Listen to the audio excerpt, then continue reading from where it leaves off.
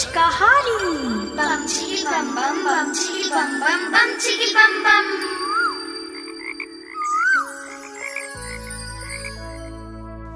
नमस्कार बच्चों। नमस्कार दीदी। नमस्कार श्रोताओं।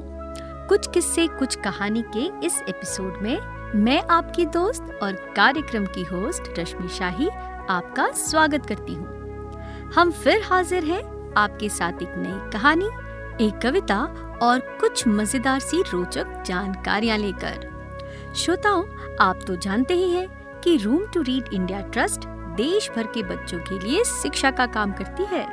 साथ ही बच्चों को, स्कूलों को, पुस्तकालयों को कहानियों की किताबें भी उपलब्ध कराने का काम करती है।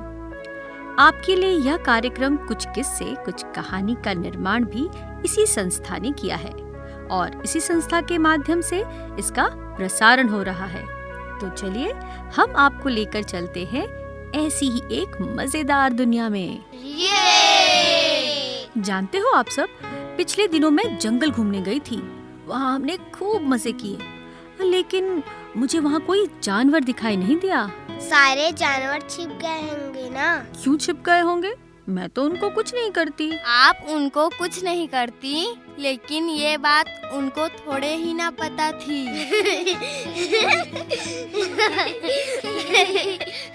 अरे दीदी, जानवर हम इंसानों से डरते हैं, इसलिए वो सामने नहीं आते।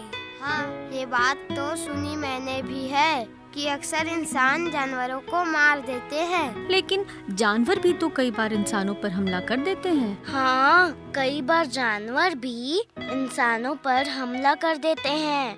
जानते हो, एक बार ऐसे ही एक खरगोश को लगा कि किसी ने जंगल पर हमला कर दिया है। फिर क्या हुआ दीदी? फिर अब ये जानने के लिए तो तुम्हें कहानी सुननी पड़ेगी, तभी पता चलेगा कि जब खरगोश को लगा कि जंगल पर हमला हुआ है तो क्या हुआ। तो शुरू करें आज की कहानी। जी दीदी। तो भाई, आज की कहानी का नाम है हमला हुआ है। इस कहानी को लिखा है कविता सिंह ने और इसके लिए सभी चित्र बनाए हैं सुविधा मिस्त्री ने। तो एक था जंगल और जंगल में था एक खरगोश। एक दिन खरगोश एक पेड़ के नीचे बैठा आराम कर रहा था। तभी उसे कुछ साएं साएं की आवाज सुनाई दी। खरगोश के कान खड़े हो गए। वो तुरंत उठा और पेड़ की ओट में खो गया। फिर उसने देखा कि उसके आसपास से कुछ तीर निकल कर गए, कुछ नीचे गिर गए और कुछ आगे वाले पेड़ में धंस गए।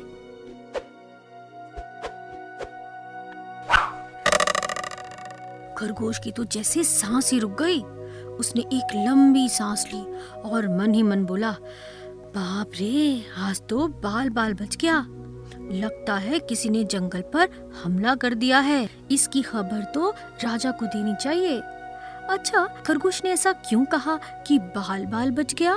दीदी, अगर वो कुछ देर और ऐसे ही आराम करता रहता ना, तो शायद कोई तीर उसे भी लग जाता और उस तीर से वो मर सकता था। अगर वो पेड़ की ओट में ना छुपता तो कई तीर उसके आर पार हो जाते।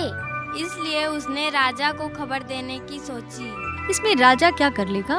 जब राजा को पता चलेगा तो वो शिकारियों को दूर भगाने के लिए कुछ तो करेगा। वो जंगल बचाने के लिए कोई योजना बनाएगा।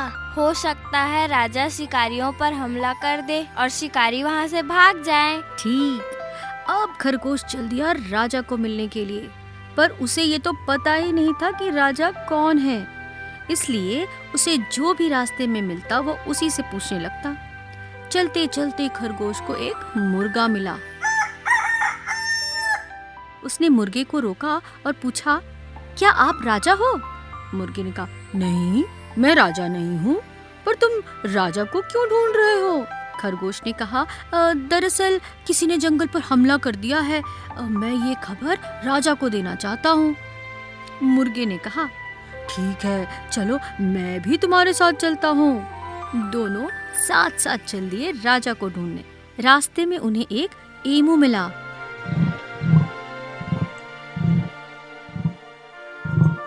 खरगोश ने उससे पूछा, क्या पूछा? क्या आप राजा हो? एमू ने कहा, नहीं, मैं राजा नहीं हूँ, पर तुम ऐसा क्यों पूछ रहे हो? तो अब खरगोश ने कहा, क्या कहा होगा खरगोश ने? किसी ने जंगल में हमला किया है, मैं यही बात राजा को बताने जा रहा हूँ। बहुत अच्छे। तो एमू ने क्या कहा होगा? चलो मैं भी साथ चलता हूँ। फिर तीनों साथ साथ राजा को ढूंढने चल दिए। शाबाश। फिर उन्हें रास्ते में एक हिप्पो मिला।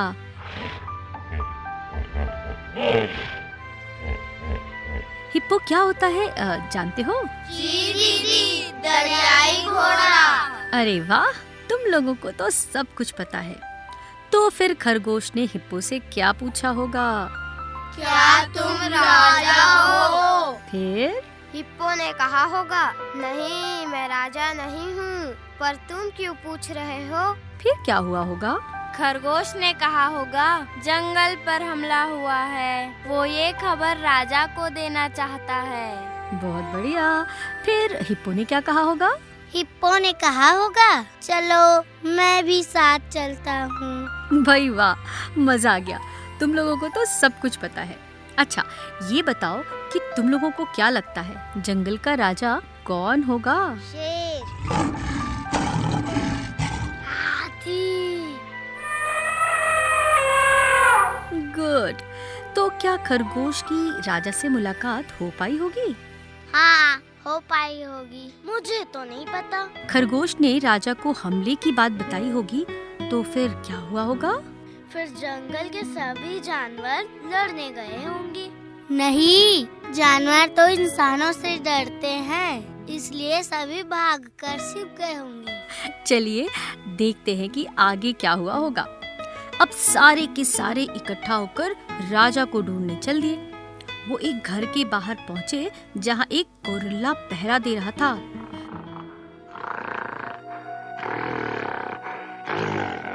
खरगोश ने वहां पहुंचकर गोरिल्ला से पूछा, क्या आप राजा हो? गोरिल्ला ने उसे घूर कर देखा और कहा, नहीं, मैं राजा नहीं हूँ, राजा तो अंदर है। तो खरगोश ने गोरिल्ला से कहा, गोरिल्ला भैया, हमारा राजा से मिलना बहुत जरूरी है, उन्हें कुछ बताना है। अब गोरिल्ला खरगोश, मुर्गे, एमू और हिप्पो को अंदर ले गया। जैसे ही वो लोग अंदर पहुंचे, सब ने देखा राजा भालू के हाथ में एक तीर कमान था और सामने पेड़ पर एक गोल सा बोर्ड लगा था जिस पर भालू बार बार तीर चला रहा था। भालू ने खरगोश से पूछा, बताओ क्यों आए हो? खरगोश ने सारी बात बता दी। उसे सुनकर भालू हंसने लगा और उसे बताया कि दरअसल वो तीर कमान की प्रैक्टिस कर रहा था। उसी दौरान कुछ तीर चूक गए और जंगल की ओर चले गए। राजा भालू ने उससे वादा भी किया कि आगे से वो ध्यान रखेगा कि ऐसा न हो। साथ ही उसने खरगोश को उसकी जागरूकता के लिए शाबाशी भी दी। तो बच्चों, क्या जंगल पर हमला हुआ था? नहीं। तो फिर क्या हुआ था? भालू तीर चलाने की प्रैक्टिस कर रहा था। तभी उनमें से कुछ तीर खरगोश की तरफ चले गए और खरगोश को लगा कि हमला हुआ है। मान लो आप अगर खरगोश की जगह होते और वाकई में हमला होता, तो आप क्या करते? हम भी राजा के पास जाते, उसे हमले की बात बताते और हमला करने वालों को भगा देते। शाबाश। अब मैं तुम्हें जंगल के बारे में कुछ रोचक जानकारी देती हूँ। दरअसल जंगल हमारी धरती के लिए बहुत जरूरी है। दुनिया के आधे से ज्यादा जानवर जंगल में ही रहते हैं। यदि जंगल खत्म हो गए तो ये सारे जानवर भी खत्म हो जाएंगे। हमें जंगल से भोजन, दवाइयाँ और लकड़ी भी मिलती है। तुम्हें पता है कि पहले इंसान भी जंगल में ही रहता था। वहाँ उगने वाले फल, पौधों और जड़ों के साथ साथ जानवरों को मारकर खाता था। आज भी बहुत सारे लोग जंगल में रहते हैं। एक और रोचक बात यह है कि आसाम के रहने वाले जादव पायेंग जब 16 साल के थे तो एक बहुत बड़ी खाली पड़ी जमीन पर उन्होंने पेड़ लगाने शुरू किए और लगाते गए। वही पेड़ बड़े होते गए और घने हो गए। अब जब उस जगह को देखते हैं तो वहाँ एक पूरा जंगल नजर आता है जिसमें कई सारे जानवर रहते हैं। तो बच्चों, अब आज की कविता हो जाए। जी दीदी। आज की कविता है टेसू राजा। अब सारे बच्चे मेरे साथ दोहराएंगे। टेसू राजा बीच बाजार, टेसू राजा बीच बाजार, खड़े हुए ले रहे अनार। खड़े हुए ले रहे अनार। इस अनार में कितने दाने, इस अनार में कितने दाने, जितने हो कंबल में खाने। जितने हो कंबल में खाने। कितने हैं कंबल में खाने, कितने हैं कंबल में खाने। भेड़ भला क्यों लगी बताने। भेड़ भला क्यों लगी बताने। एक झुंड में भेड़ें कितनी, एक झुंड में भेड़ें कितनी, एक पेड़ पर पत्ती जितनी। एक पेड़ पर पत्ती जितनी। एक पेड़ पर कितने पत्ते, एक पेड़ पर कितने पत्ते, जितने गोपी के घर लत्ते। जितने गोपी के घर लगते। गोपी के घर लत्ते कितने, गोपी के घर लगते कितने, कलकत्ते में कुत्ते जितने। कलकत्ते में कुत्ते जितने। 20,23,000 20,23,000 दाने वाला एक अनार। दाने वाला एक अनार। टेसू राजा कहे पुकार, टेसू राजा कहे पुकार, लाओ मुझको दे दो चार। लाओ मुझको दे दो चार।